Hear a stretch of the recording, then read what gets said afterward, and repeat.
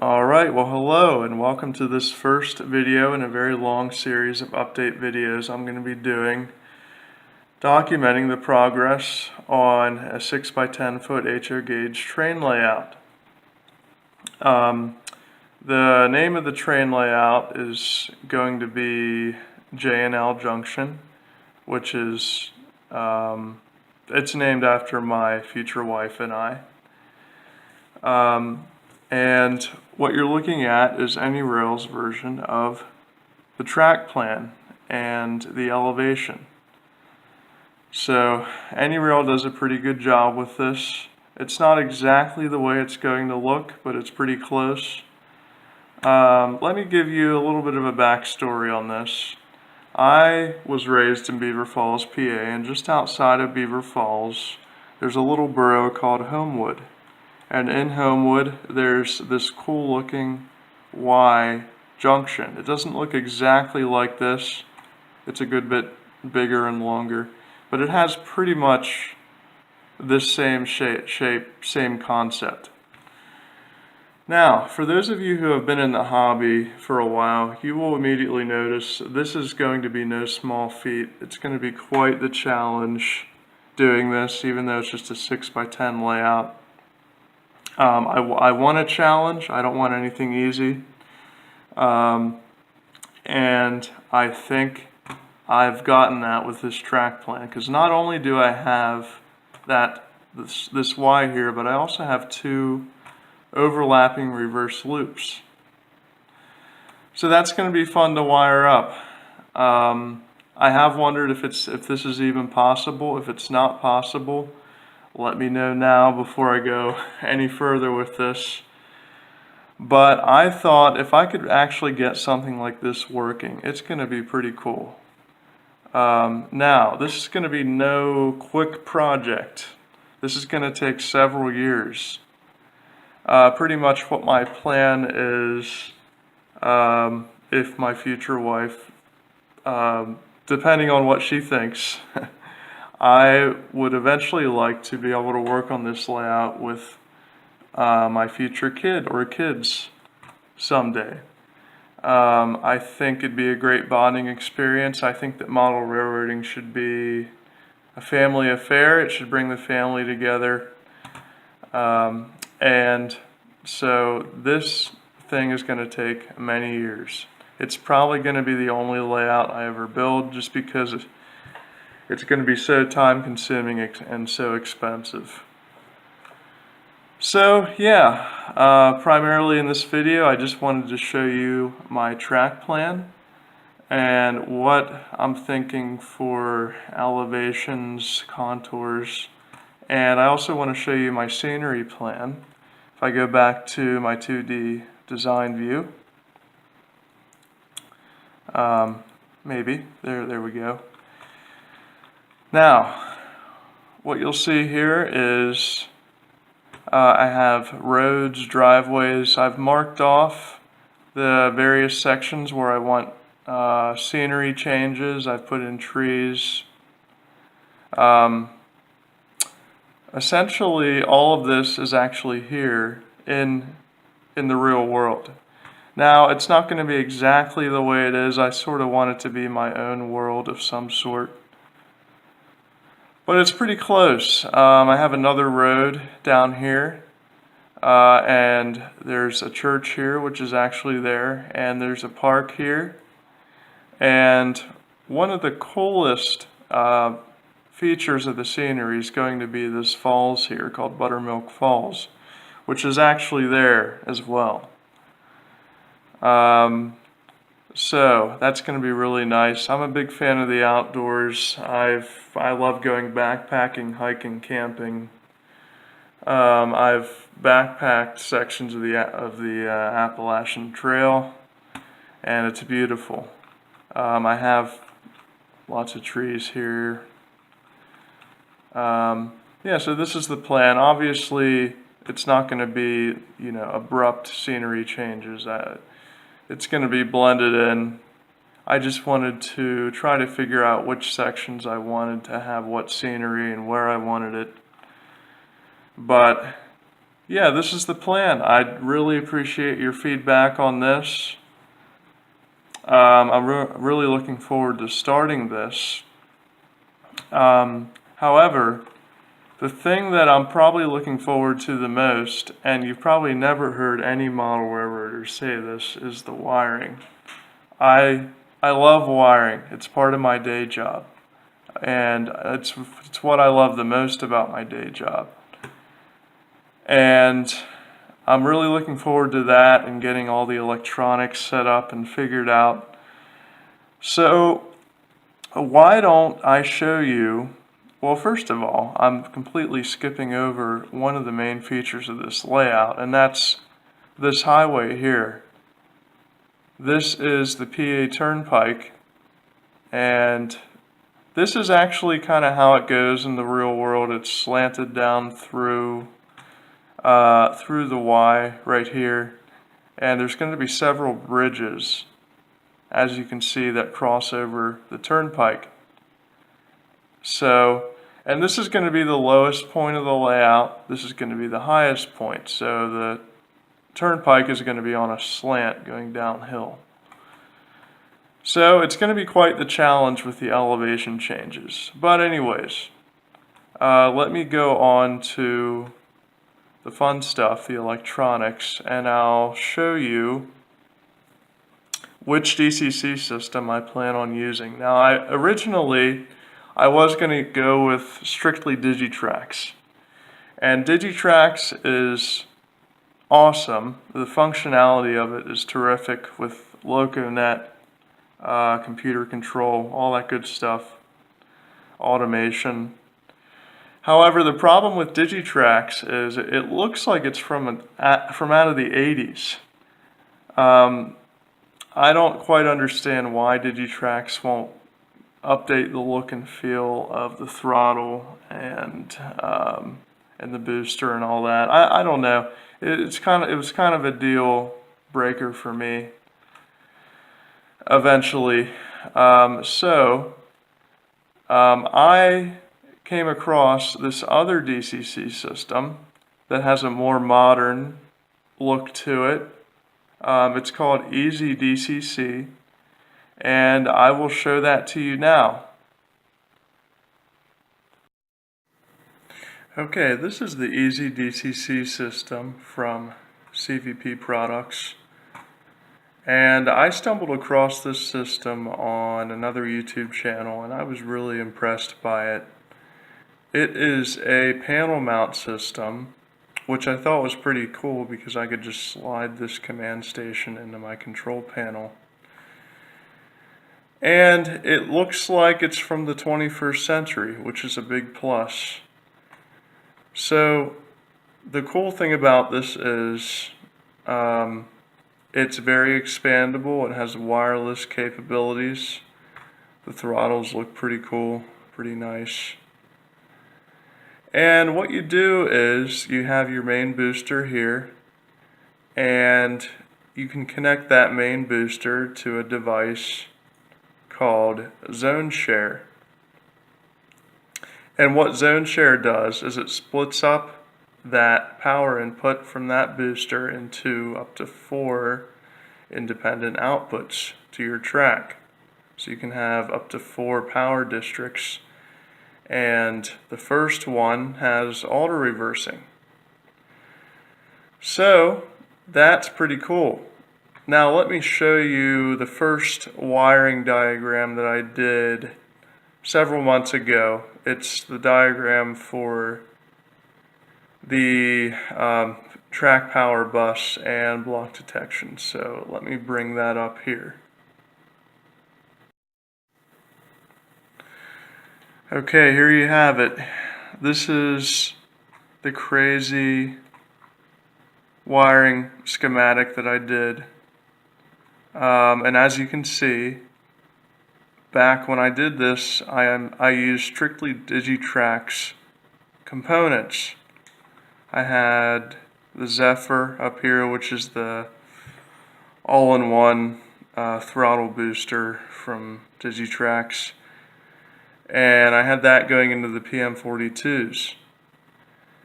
And as you can see, I have 4 PM42s that are completely used up on a 6x10 layout. I know, it's completely ridiculous. What I was originally planning was I would have each piece of track electrically isolated so that I could easily find a short if I had one. But I don't think this is actually necessary to have this many power blocks. And so what I'm going to do is I'm going to take out these PM42s and replace them with that zone share device that I just showed you. So that's that, and as I said, the zone share device has an auto reverser built into it, so I don't need this AR1 anymore. Now, let me just say something about this auto reversing. As I was figuring this out, the interesting thing about it is despite the complexity of the Y and the overlapping reverse loops, the only problematic section that I have is this one right here where red meets black. So this is one of the legs of the Y right here. So out of the whole layout, this is the only section that would need auto reversing. So I'm thinking, well, maybe it's not going to be as complicated as I originally thought. Let me know. I would be happy to consider your comments on that. If you have any suggestions on if I should even go about using the auto reverser in that booster, or if I should have an independent auto reverser board like the AR1 or the DCC Specialties PSX AR or something like that. So that's that. But as of now, the only component that I'm actually going to keep from this wiring schematic is the DS64. I'd like to have automated turnouts, and the DS64 is the only stationary decoder that I've actually seen demonstrated on YouTube to automate turnouts with block detection. So I'm going to hold on to that. The BD4s here are going to be replaced by the Digitrax BDL168. So I'm still going to have some Digitrax. I'd like to use LocoNet because I'd like to have computer control on this layout. So there's going to be some automation, and it's going to be fun. It's going to be exciting, and I'm really looking forward to figuring all that out. I've seen it done, and it looks pretty cool. So yeah, other than that, as far as the power bus goes, I don't know if it's going to be exactly like this. I'm working on a new wiring diagram with the power bus that is probably going to be a little bit different from how I have it here.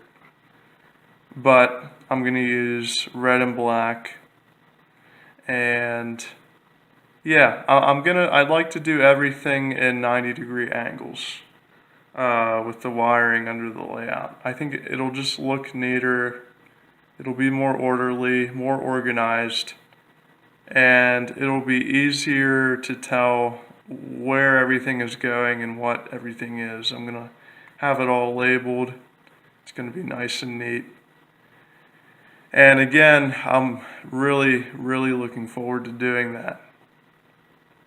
So I think that's it for this diagram. I have one other one that for the turnout control and the control panel wiring. So why don't I show that to you now and stop rambling. Alright, so this is the second monstrosity of a wiring schematic that I did several months ago. It's the wiring for the turnouts, control of the turnouts, and the control panel. And as you'll notice again, I wanted to use Digitrax back then, so I have the Zephyr again, and 2 more PM42s. I mean, I know, I was insane back then, and maybe I'm still insane, let me know. But a lot of this is still the same. The wiring for the control panel, I have the DS64s that I want to keep. I'd like to use the Tortoise switch machines, and I have the wiring here, how I think they would need to be wired. I think it's just standard Tortoise wiring. I'm going to have all Electro Frog points, so that should be fun to wire up. But the main feature of this layout, one of the main features that is in this wiring diagram, is these 2 toggle switches here, which I think I may combine into one. But what this does is it gives the operator the choice of either choosing to have turnout control via DS64 in the computer, or turnout control via the control panel manually. And I just wanted to have those 2 options. I didn't want just one or the other because I wanted to make it more fun, more interesting. If it was all just computer control, everything was automated, I don't know, I think it would just get boring after a while, just because you're not even really getting to run your trains. It's a computer that's running your trains. So why not also have the option of manually controlling pretty much everything on the control panel? So that's what this is all about. I have double pull, double throw switches here. Each turnout has a power supply. That's this circle here. And there's also an auxiliary single pull, single throw switch on each turnout, and that essentially enables control of its respective turnout. I may or may not include that. What I could do is just combine them all into one key switch to enable control of all of the turnouts at one time. So that's my idea there. I have LEDs here, a set for each Tortoise. So there's 4 that I was able to squeeze in up here in the diagram. That's these 4. And what you'll notice is all the wiring from the control panel comes down into this terminal block right here. And that is for the purpose of splitting the wiring up with the DS64 for the purpose that I just explained.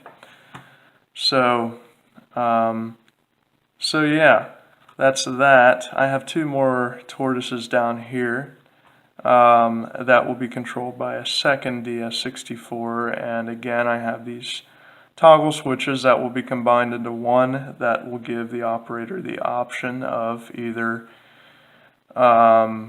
control via computer or control via the control panel. So that's that. I have the LEDs again, the double pull, double throw switches here. And this is how I think it would all need to be wired up.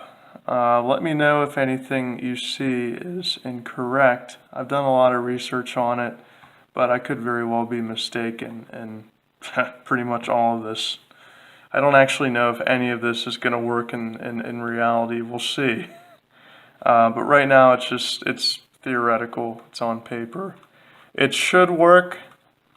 I've put a lot of thought into this. Everything should work as I have it, but we'll see. I'd love your feedback on it, your comments. Let me know if I'm insane, again, if this is even possible. And we'll go from there. The next video, in the next video, I'm actually working on a complete wiring diagram of everything with the Easy DCC system. And I think it's going to be a little bit less complicated than this, because I'd like to be able to have it all on one piece of paper. And so I will finish that, and I'll put it in the next video and explain everything that I'd like to do. But for now, thank you so much for making it all the way to the end of this video and for listening to my rambling. So thank you again, and I will see you next time. Bye-bye.